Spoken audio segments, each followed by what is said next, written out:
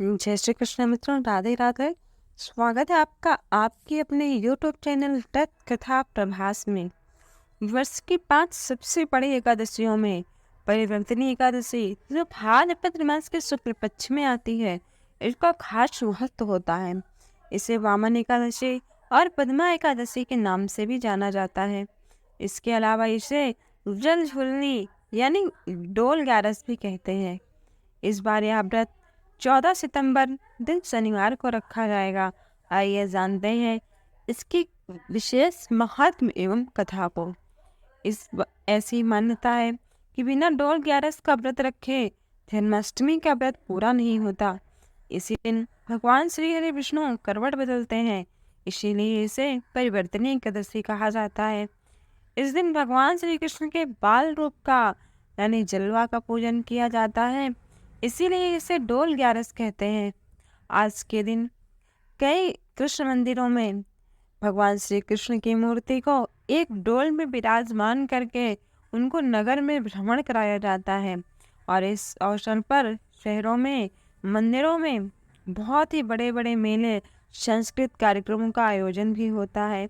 इसके साथ ही डोल ग्यारस पर भगवान श्री राधा कृष्ण के एक से बढ़कर एक नैनाभिराम विद्युत सज्जित डोल निकाले जाते हैं। इसी दिन राजा बलि से भगवान विष्णु ने वामन रूप में उनका सर्वस्व दान में मांग लिया था एवं उनकी भक्ति से प्रसन्न होकर अपनी एक प्रतिमा को अपने एक स्वरूप को उनके यहाँ सदैव के लिए स्थापित कर दिया था। इस कारण इसे वामन ग्यारस के नाम से भी जाना जाता है। इस एकादशी पर भगवान श्री हरि विष्णु के वामन अवतार की कथा सुनने से अश्वमेध यज्ञ के फल की प्राप्ति होती है। परिवर्तन एकादशी के व्रत से सभी दुख दूर हो जाते हैं और मनुष्य को मोक्ष की प्राप्ति होती है। इस व्रत को करने से 1000 अश्वमेध यज्ञ का फल प्राप्त होता है। इसे पद्मा एकादशी के नाम से जाना जाता है क्योंकि यह माँ लक्ष्मी को अत्यंत प्रिय है। इस दिन व्रत करके माँ लक्ष्मी का पूजन अवश्य करना चाहिए और लक्ष्मी प्राप्ति है तो माँ लक्ष्मी का पूजन और उन्हें कमल का पुष्प चढ़ाना श्रेष्ठ माना गया है। इस दिन गेहूं, धन, फल, वस्त्र और सिंदूर का दान करने से कर्ज से मुक्ति मिलती है। इस दिन भोजन यानी फलहार से पहले गाय माता को हरा चारा खिलाने से दरिद्रता दूर होती है। इस एकादशी पर व्रत रखने से भगवान श्री हरि विष्णु का पूजन करने से पापों का नाश होता है और भगवान श्री हरि विष्णु और माँ लक्ष्मी दोनों की ही कृपा प्राप्त होती है। अब आइए हम डोल ग्यारस की परम पावन एवं पौराणिक व्रत कथा को श्रवण करते हैं। एक बार प्रेम से भगवान श्री हरि विष्णु के चरणों को प्रणाम करते हुए एवं उनके स्वरूप का ध्यान करते हुए यह कथा को श्रवण करिए। यह परम पावन कथा श्रवण करने मात्र से मनुष्य को 1000 अश्वमेध यज्ञ की प्राप्ति होती है।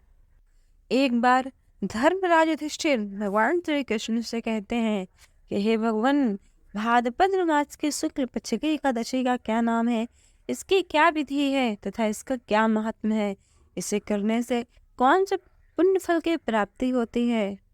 तब भगवान श्री कृष्ण कहते हैं कि हे श्रेष्ठ, इस पुण्य, पाप, स्वर्ग और नरक सबसे ऊपर उठकर जो मनुष्य एकादशी का व्रत करता है उसके सभी पाप नष्ट हो जाते हैं।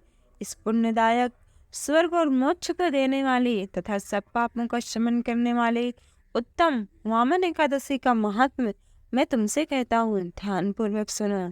यह पद्मा परिवर्तनी एकादशी के नाम से जानी जाती है।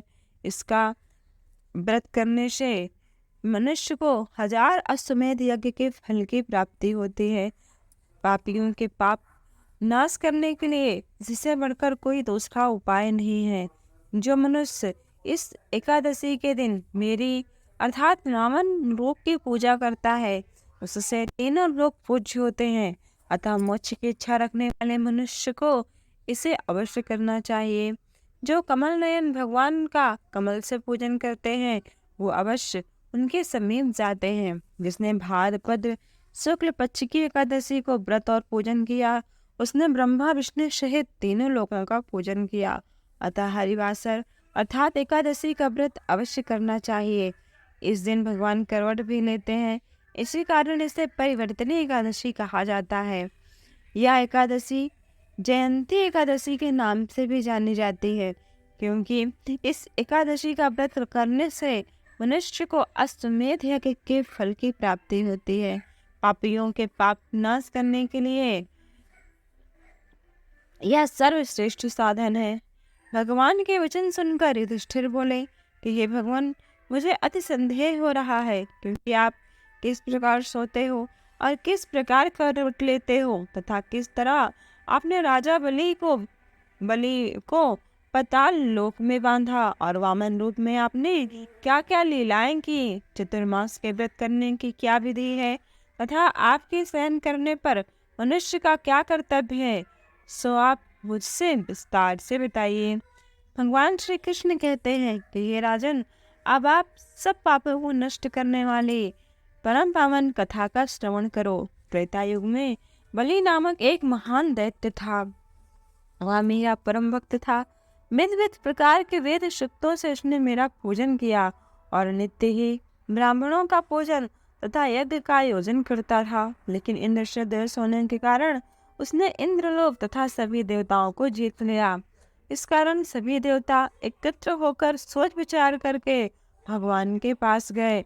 बृहस्पति सहित इंद्रादिक देवता प्रभु के निकट जाकर और नतमस्तक होकर वेद मंत्रों द्वारा भगवान का पूजन और स्तुति करने लगे। अतः मैंने वामन रूप धारण करके 5वां अवतार लिया और फिर अत्यंत तेजस्वी रूप से राजा बलि को जीत लिया। इतनी वार्ता सुनकर राजा युधिष्ठिर बोले कि हे जनार्दन, आपने वामन रूप धारण करके उस महाबली दैत्य को किस प्रकार जीता? श्री कृष्ण कहने लगे कि मैंने वामन रूप धारे ब्रह्मचारी रूप में राजा बलि से 3 पग भूमि की याचना किया और मैंने कहा, हे राजन, ये 3 पग भूमि मुझे तीनों लोक के समान है और तुम्हें यह भूमि अवश्य ही देनी होगी। राजा बलि ने इस तुच्छ याचना को मना नहीं किया। उसने सोचा, यह वामन कितना जमीन लेगा। यह सोचकर उसने 3 पग भूमि का संकल्प मुझको दे दिया। फिर मैंने अपने त्रिविक्रम रूप को बढ़ाकर यहाँ तक कि भूलोक में पद, भूलोक में जंघा, स्वर्गलोक में कमर, महलोक में पेट, जनलोक में हृदय, यमलोक में कंठ की स्थापना कर सत्यलोक में मुख तथा उसके ऊपर मस्तक स्थापित किया। सूर्य, चंद्रमा आदि सब ग्रह गण, योग, नक्षत्र, इंद्रादिक देवता और शेष आदि सब नागगणों ने विविध प्रकार से वेद सूक्तों से प्रार्थना की।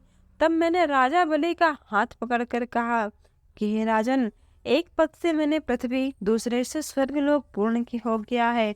अब तीसरा पग मैं कहाँ रखूं?